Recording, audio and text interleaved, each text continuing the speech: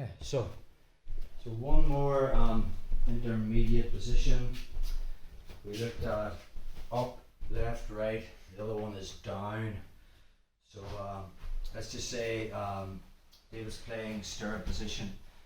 Okay, we talked about how if my hands went underneath and I try to elevate Dave's legs, he can put his foot into this position here to kind of keep his guard.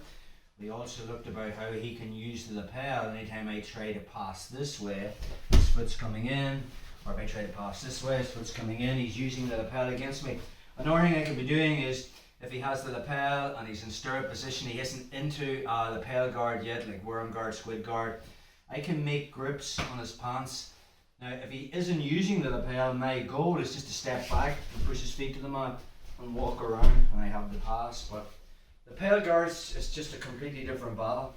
He's going to use the lapel. So anytime I'm here and I make those Torianda grips and I shuffle back, Dave's reaction to keep his guard is just to put his heel into this lapel. And the worst thing I can be doing is backing off. Because anytime I'm backing off, I'm not removing that. Dave switches grips and then he's looking for squid and now he's playing his whole game. So actually my fight against his lapel actually give him squid guard. Another thing that might happen from that position is that once I make those grips and I start to try and push his feet to the mat and we're there, a common reaction is I backed off so far, you get a lot of people that start dropping, changing levels and maybe coming down to their knees and stuff, and again that can lead Dave into Della X and start working and stuff from there. So I think a good strategy is just going back over the calamari grip, the flick of the wrist and the cold shoulder, which we covered in previous vids, against upward on the left and right. We never want to be moving backwards.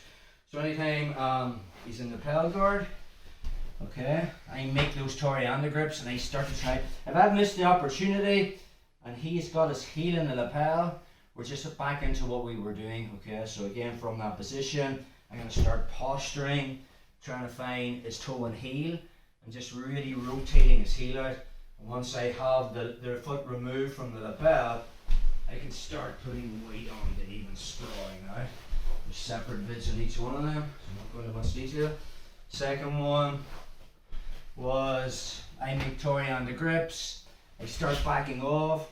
Another thing I could be thinking about is bringing my hand inside and then just that flick of the wrist to remove his profile from the lapel. And again, I'll just be putting weight on him. And the last one was the cold shoulder. We want to be thinking about taking tension out of the lapel. So if I make those Torianda grips and I start to walk back, you see the way there's tension in the lapel?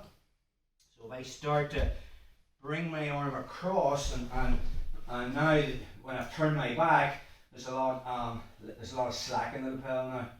And again, David will be trying to play this game and I'll just be stuffing his legs down. If he still has the foot in the lapel, from there I can start to walk around the other side and flatten him out.